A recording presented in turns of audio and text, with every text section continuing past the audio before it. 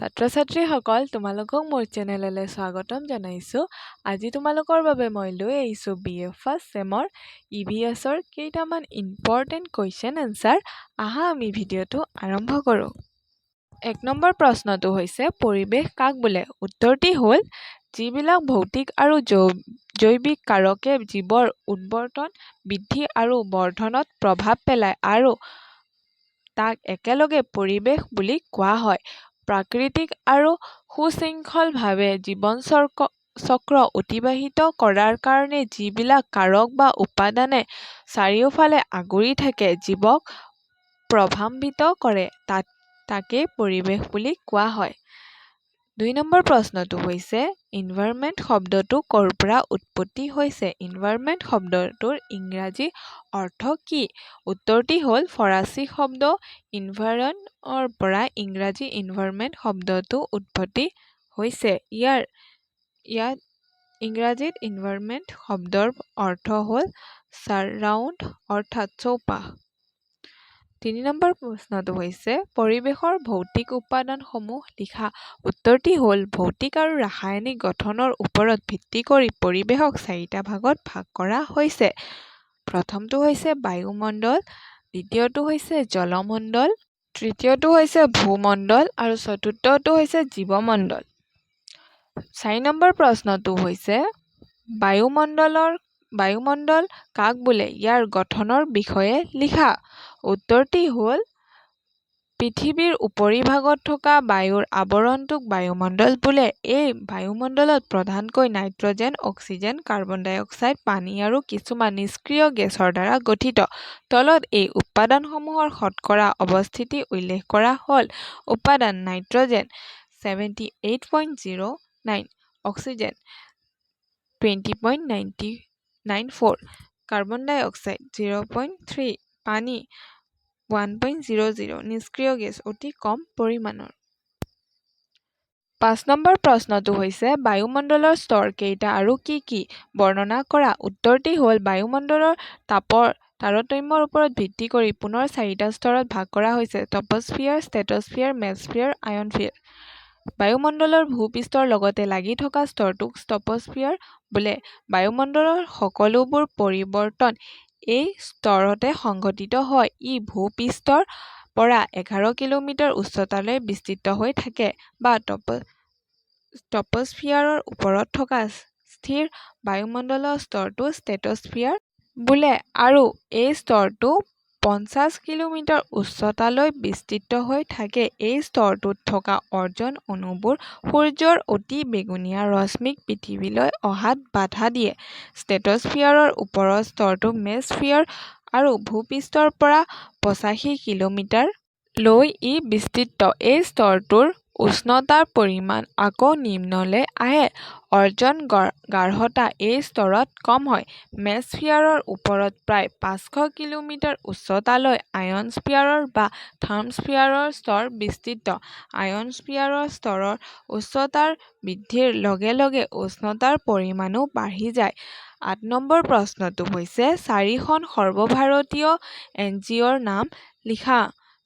উত্তৰটি হ'ল 4খন সৰ্বভাৰতীয় NGOৰ নাম হ'ল প্ৰথমটো হৈছে CAC centre for science and environment New Delhi. তাৰ পিছৰটো হৈছে BNHS Bombay natural historical society. 3 নম্বৰটো হৈছে WWF world wildlife fund of nature India. 4টো হৈছে CEE centre for environment education Ahmedabad. 9 number প্ৰশ্নটো হৈছে পৰিৱেশ অধ্যয়ন কি? পৰিৱেশ অধ্যয়নৰ পৰিসৰৰ সম্পৰ্কে বৰ্ণনা কৰা। উত্তৰটি হ'ল আমাৰ চাৰিওপিনে থকা সকলো জৈৱ আৰু অজৈব সম্পদবোৰ তথা সিহঁতৰ মাজত থকা পাৰস্পৰিক সম্পৰ্ক ই হ'ল পৰিৱেশ অধ্যয়ন। পৰিৱেশক 2 ধৰণে অধ্যয়ন কৰিব পাৰি প্ৰাকৃতিক পৰিৱেশ আৰু মানৱসৃষ্ট পৰিৱেশ। বায়ু, পানী, মাটি, অৰণ্য, বন্যপ্ৰাণী ইত্যাদিক লৈ প্ৰাকৃতিক পৰিৱেশ গঠিত। আনহাতে পৰিৱেশ ক্ৰিয়া, ঘৰ-দুৱাৰ, প্ৰযুক্তিবিদ্যা, যাতায়ত, উপযোগিতা, সংস্থাপন ইত্যাদিলৈ মানৱসৃষ্ট পৰিৱেশ গঠিত। পৰিৱেশ অধ্যয়নৰ পৰিসৰ সুদূৰ প্ৰসাৰী আৰু ই বহুবিলাক বিষয় সামৰি লোৱা দেখা যায়। তাৰে প্ৰধান দিশসমূহ তলত উল্লেখ কৰা হ'ল। প্ৰথমটো হৈছে প্ৰাকৃতিক সম্পদ আৰু ইয়াৰ ৰক্ষণাবেক্ষণ, দ্বিতীয়টো হৈছে জৈৱ বৈচিত্ৰ্যতা আৰু তাৰ সংৰক্ষণ, তৃতীয়টো হৈছে পৰিৱেশ প্ৰদূষণ আৰু নিয়ন্ত্ৰণ, চতুৰ্থ হৈছে জনসংখ্যাৰ বৃদ্ধি, পঞ্চমটো হৈছে পৰিৱেশৰ ওপৰত মানুহৰ কাৰ্যকলাপ। ১০ নম্বৰ প্ৰশ্নটো হৈছে পৰিস্থিতিতন্ত্ৰ কি? উদাহৰণ সহ পৰিস্থিতিতন্ত্ৰ এটা গঠনৰ বৰ্ণনা কৰা। উত্তৰটি হ'ল যি বিশেষ পদ্ধতিত কোনো বসতি স্থানত জীৱগোষ্ঠীবোৰ এটাই আনটোৰ লগত আৰু সেই বসতি অঞ্চলৰ অজৈব পৰিৱেশৰ লগত প্ৰক্ৰিয়া কৰি এটি সুস্থিৰ তন্ত্ৰ গঠন কৰে, সেই ক্ৰিয়া পদ্ধতিক পৰিস্থিতিতন্ত্ৰ বোলে। এডামৰ মতে পৰিস্থিতিতন্ত্ৰ প্ৰধানকৈ দুই ধৰণৰ উপাদানৰ দ্বাৰা গঠিত, জৈৱিক উপাদান আৰু অজৈৱিক উপাদান। জৈৱিক উপাদান পৰিস্থিতিতন্ত্ৰত থকা জীৱিত উপাদানসমূহক জৈৱিক উপাদান বোলে। পুষ্টিজনিত সম্বন্ধৰ ওপৰত নিৰ্ভৰ কৰি সিহঁতক দুটা ভাগত ভগাব পাৰি। স্বৰপোষী উপাদান বা উৎপাদক, দ্বিতীয়তে পৰপোষী উপাদান বা উপভোক্তা। ১ নম্বৰটো হৈছে স্বৰপোষী উপাদান। যিবোৰ জীৱই নিজৰ আহাৰ নিজে তৈয়াৰ কৰি ল'ব পাৰে সেইবোৰক স্বৰপোষী জীৱ বোলে। সেউজীয়া উদ্ভিদসমূহক কিছুমান বেক্টেৰিয়া আৰু কিছুমান প্ৰটোজোৱা ইয়াৰ অন্তৰ্ভুক্ত। এই উৎপাদিত খাদ্যৰ এটা অংশ উদ্ভিদ নিজৰ কাৰ্যত ব্যৱহাৰ কৰে আৰু কিছু অংশ স্থিতিৰূপে দেহত সঞ্চিত কৰি ৰাখে। গতিকে সকলো সেউজীয়া উদ্ভিদক উৎপাদক বুলি কোৱা হয়। দ্বিতীয়টো হৈছে পৰপোষী উপাদান। যিবোৰ জীৱই অন্য জীৱক ভক্ষণ কৰি জীয়াই থাকে, অৰ্থাৎ যিবোৰ জীৱই নিজৰ আহাৰ নিজে প্ৰস্তুত কৰিব নোৱাৰে সেইবোৰক পৰপোষী উপাদান বোলে।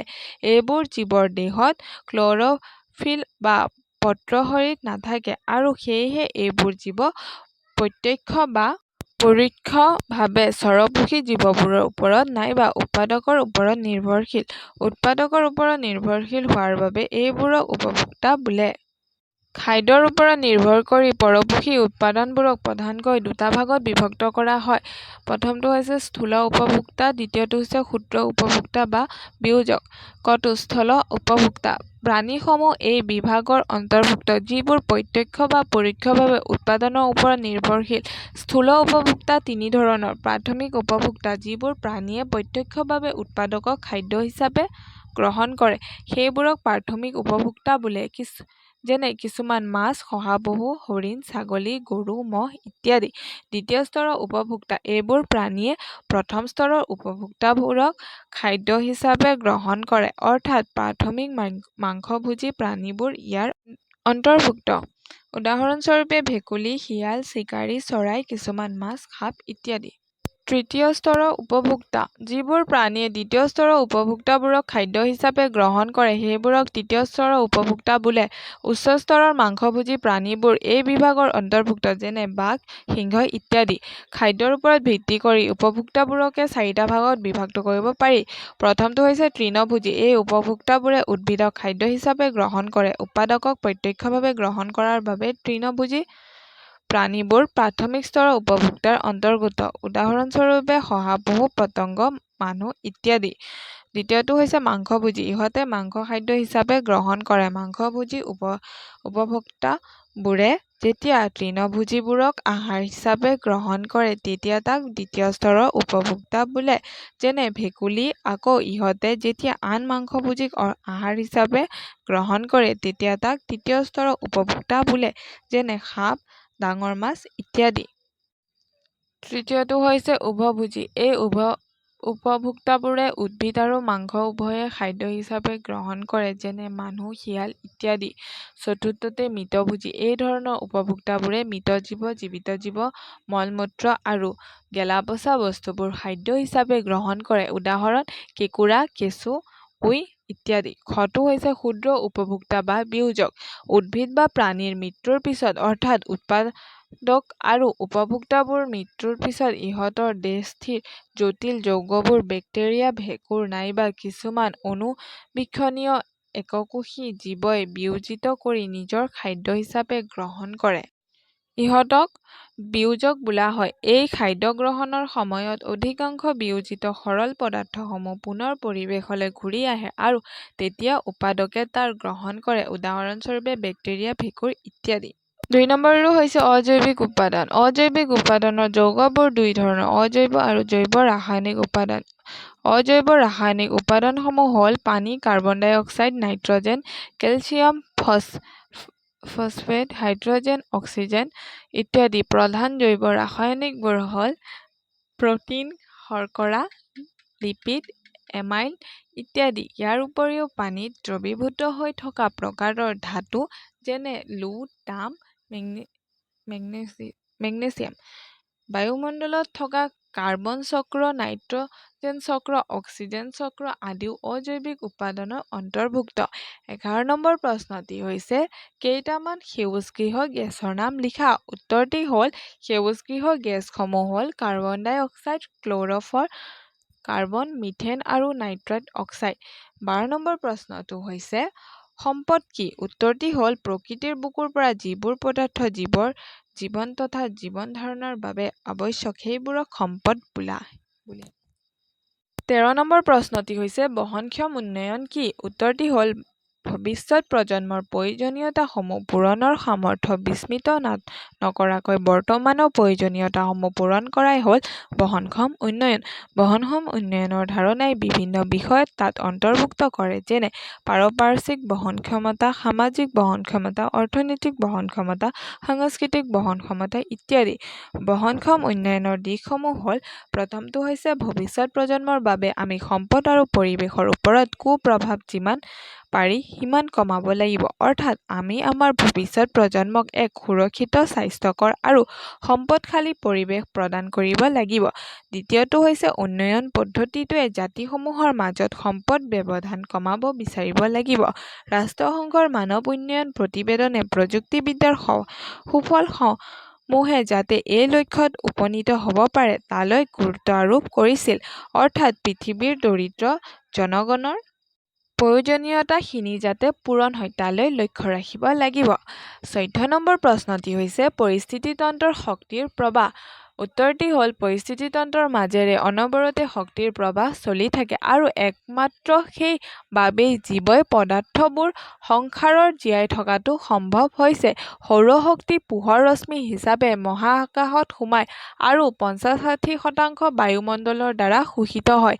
বাকী থকা সৌৰশক্তিৰ ৩৬% মাটি আৰু পানীক উত্তপ্ত কৰা কাৰ্যত ব্যৱহাৰ হয় আৰু ৫-৮% শক্তি উদ্ভিদবোৰে পায়। শক্তিৰ এই প্ৰবাহে তাপ গতি বিজ্ঞানৰ প্ৰথম আৰু দ্বিতীয় সূত্ৰ মানি চলে। প্ৰথম সূত্ৰ তাপ গতি বিজ্ঞানৰ প্ৰথম সূত্ৰটো হ'ল শক্তিৰ সৃষ্টি বা বিনাশ কৰিব নোৱাৰি, ই কেৱল এটা অৱস্থাৰ পৰা আন এটা অৱস্থালৈ ৰূপান্তৰহে হয়। উৎপাদকে সৌৰশক্তি গ্ৰহণ কৰি জৈৱ ৰাসায়নিক শক্তিলৈ ৰূপান্তৰিত কৰে আৰু পিছত উৎপাদকৰ পৰা এই শক্তিৰ উপভোক্তাৰ দেশলৈ আহে। দ্বিতীয় সূত্ৰটো শক্তি ৰূপান্তৰৰ সময়ত কিছু পৰিমাণৰ শক্তি অপচয় ঘটে। উৎপাদকে সৌৰশক্তিক জৈৱিক ৰাসায়নিক শক্তিলৈ ৰূপান্তৰ কৰাৰ সময়ত কিছু পৰিমাণৰ তাপ শক্তিৰ অপচয় ঘটে। খাদ্য শৃংখলৰ মাজেৰে শক্তি প্ৰবাহৰ সময়ত প্ৰতিটো ষ্ট্ৰফিক স্তৰৰ শক্তিৰ অপচয় হয়। এই অপচয় হোৱা শক্তিখিনি শ্বাস-প্ৰশ্বাস, শৌচ কৰা, দৌৰা, চিকাৰ কৰা আৰু আন কিছুমান কামৰ মাজেৰে বাহিৰ হয়। সাধাৰণতে প্ৰত্যেক ষ্ট্ৰফিক স্তৰতে প্ৰায় ৯০% শক্তিৰ অপচয় ঘটে আৰু কেৱল ১০% শক্তিহে আনটো স্তৰলৈ গতি কৰে। ৫ নম্বৰ প্ৰশ্নটো হৈছে খাদ্য শৃংখল। উত্তৰটি হ'ল এটা পৰিৱেশ তন্ত্ৰৰ বিভিন্ন প্ৰকাৰৰ জীৱৰ মাজেদি উৎপাদকৰ পৰা উপভোক্তালৈ খাদ্য পৰিবহণ খাদ্য শৃংখল বোলে। আন অৰ্থত খাদ্য শৃংখল পৰিৱেশ তন্ত্ৰৰ এটা পুষ্ট সম্বন্ধীয় অনুক্ৰম। ইয়াৰ জৰিয়তে শক্তিৰ প্ৰবাহ হয়। সেউজীয়া উদ্ভিদবোৰে সৌৰশক্তি গ্ৰহণ কৰি কাৰ্বন ডাই অক্সাইড আৰু পানীৰ সহায়ত শৰ্কৰা গঠন কৰে। এই শৰ্কৰাৰ পৰাই জীৱদেহত প্ৰ'টিন তথা স্নেহজাতীয় পদাৰ্থ গঠিত হয়। সেউজীয়া উদ্ভিদত জমা হৈ থকা শক্তিখিনিয়েই শক্তিৰ মূল উৎস। খাদ্যবস্তু তৈয়াৰ কৰিব পৰা এই সেউজীয়া উদ্ভিদবোৰক উৎপাদক বোলে। তৃণভোজী প্ৰাণীবোৰে পতংগ, মাছ, শহাপহু, গৰু ইত্যাদি উৎপাদকবোৰক খাদ্য হিচাপে গ্ৰহণ কৰে আৰু সেয়ে সিহঁতক প্ৰাথমিক উপভোক্তা বোলে। প্ৰাথমিক উপভোক্তাবোৰক দ্বিতীয় স্তৰৰ উপভোক্তাই ভেকুলী, শিয়াল, চিকাৰী চৰাই ইত্যাদি খাদ্য হিচাপে গ্ৰহণ কৰে আৰু সেয়ে সিহঁতক প্ৰাথমিক উপভোক্তা বোলে। প্ৰাথমিক উপভোক্তাবোৰক দ্বিতীয় স্তৰৰ উপভোক্তাই ভেকুলী, শিয়াল, চিকাৰী চৰাই ইত্যাদি খাদ্য হিচাপে গ্ৰহণ কৰে আৰু ঠিক তেনেদৰে তৃতীয় স্তৰৰ। তাৰ পিছৰ কুৱেশ্যনটো হৈছে পৰিৱেশ শব্দটো কি ভাষাৰ পৰা উৎপত্তি হৈছে? উত্তৰটি হ'ল পৰিৱেশ শব্দটো ফৰাচী শব্দ ইনভাইৰনমেণ্টৰ পৰা উৎপত্তি হৈছে। দ্বিতীয় প্ৰশ্নটো হৈছে পৰিৱেশৰ প্ৰধান উপাদানটো কি? উত্তৰটি হ'ল বায়ু। ৩ নম্বৰ প্ৰশ্নটো হৈছে অজন স্তৰৰ কুপ্ৰভাৱ পেলোৱা এবিধ প্ৰদূষকৰ নাম লিখা। উত্তৰটি হ'ল ক্লৰ'ফ্ল'ৰ কাৰ্বন। ৪ নম্বৰ প্ৰশ্নটো হৈছে বায়ুমণ্ডলৰ কোনটো স্তৰত উষ্ণতা আটাইতকৈ বেছি? উত্তৰটি হ'ল থাৰ্মস্ফিয়াৰ অথবা তাপমণ্ডলত। ৫ নম্বৰ প্ৰশ্নটো হৈছে বায়ুৰ কোনবিধ উপাদানে প্ৰাণী কলাৰ গঠন অংশ লয়? উত্তৰটি হ'ল নাইট্ৰজেনে। ৬ নম্বৰ প্ৰশ্নটি হৈছে পৰিৱেশৰ ভৌতিক উপাদান বুলিলে কি বুজা? উত্তৰটি হ'ল পৰিৱেশৰ ভৌতিক উপাদানসমূহ হ'ল বায়ু, পানী আৰু মাটি। এই ভৌতিক উপাদান কেইবিধৰ ওপৰত নিৰ্ভৰ কৰি পৃথিৱীত জীৱকুল জীয়াই আছে। এই উপাদানবিলাককে পানী আৰু উদ্ভিদ উৎপত্তি, জীৱন ধাৰণ প্ৰক্ৰিয়া, বংশ বৃদ্ধি আৰু শ্ৰীবৃদ্ধিত সহায় কৰে। বায়ু, মাটি, পানী অবিহনে পৃথিৱীত পৰিৱেশ সৃষ্টি সম্ভৱ নহ'লহেঁতেন। পৃথিৱী পৰিৱেশ জীৱৰ বাসোপযোগী কৰি ৰখাত এই উপাদানকেইটাৰ অৱদান অপৰিহাৰ্য। পৃথিৱীৰ পৰিৱেশ বজাই ৰখাত আন কেইবিধ উপাদানৰ অৱদান উলংঘা কৰিব নোৱাৰি। সেয়া হ'ল সূৰ্য আৰু সূৰ্যৰ পোহৰ, উষ্ণতা, মাধ্যাকৰ্ষণ শক্তি, জুই আৰু বায়ুৰ চাপ ইত্যাদি। ৭ নম্বৰ প্ৰশ্নটো হৈছে পৰিৱেশ বিজ্ঞান অধ্যয়নৰ প্ৰয়োজনীয়তা। উত্তৰটি হ'ল পৰিৱেশ অধ্যয়নৰ প্ৰয়োজনীয়তা। প্ৰথমটো হৈছে সকলো শ্ৰেণীৰ লোকৰ মাজত পৰিৱেশৰ মানেনো কি তাৰ বিষয়ে সাধাৰণভাৱে স্পষ্ট জ্ঞান বিস্তাৰ কৰা। দ্বিতীয়টো হৈছে ব্যক্তি আৰু সমাজৰ বিভিন্ন গোটসমূহৰ মাজত পৰিৱেশীয় সমস্যা সম্পৰ্কে সজাগ কৰি তোলাৰ লগতে পৰিৱেশ অৱনতি ৰোধ কৰাৰ বাবে আৰু পৰিৱেশ উন্নয়নৰ বাবে চৰকাৰে গ্ৰহণ কৰা আঁচনিসমূহ ৰূপায়ণত জনসাধাৰণৰ সহযোগিতা বৃদ্ধি কৰাত পৰিৱেশ অধ্যয়নে সহায় কৰে। তৃতীয়তে পৰিৱেশ অধ্যয়নে চৰকাৰী তথা বেচৰকাৰী সংস্থাৰ দ্বাৰা কাৰ্যকৰী কৰা আঁচনিসমূহ সফল ৰূপায়ণৰ বাবে ব্যাপক হাৰত পৰিৱেশ সম্পৰ্কীয় ধ্যান-ধাৰণা প্ৰচাৰত সহায় কৰে। চতুৰ্থতে পৰিৱেশ অৱনতি ৰোধ আৰু পৰিৱেশ উন্নয়নৰ বাবে পৰিৱেশ অধ্যয়নে কলা, বিজ্ঞান আৰু বাণিজ্যৰ মাজত সম্বন্ধ ৰক্ষা কৰাত উদ্দেশ্য পূৰণত সহায় কৰে। পঞ্চমতে পৰিৱেশ অধ্যয়নে ব্যক্তি আৰু সামাজিক গোটসমূহক পৰিৱেশীয় সমস্যা সমাধানৰ বাবে গ্ৰহণ কৰা বিভিন্ন কাৰ্যসূচীত সক্ৰিয় অংশগ্ৰহণৰ বাবে অনুপ্ৰাণিত কৰে। ষষ্ঠতে পৰিৱেশ অধ্যয়নৰ জৰিয়তে সমাজৰ প্ৰতিজন ব্যক্তি আৰু সামাজিক গোটসমূহে পৰিৱেশীয় সমস্যা সম্পৰ্কে জ্ঞান আহৰণৰ লগতে পৰিৱেশ সংৰক্ষণৰ বাবে প্ৰয়োজনীয় জ্ঞান আহৰণত সহায় কৰে। ধন্যবাদ।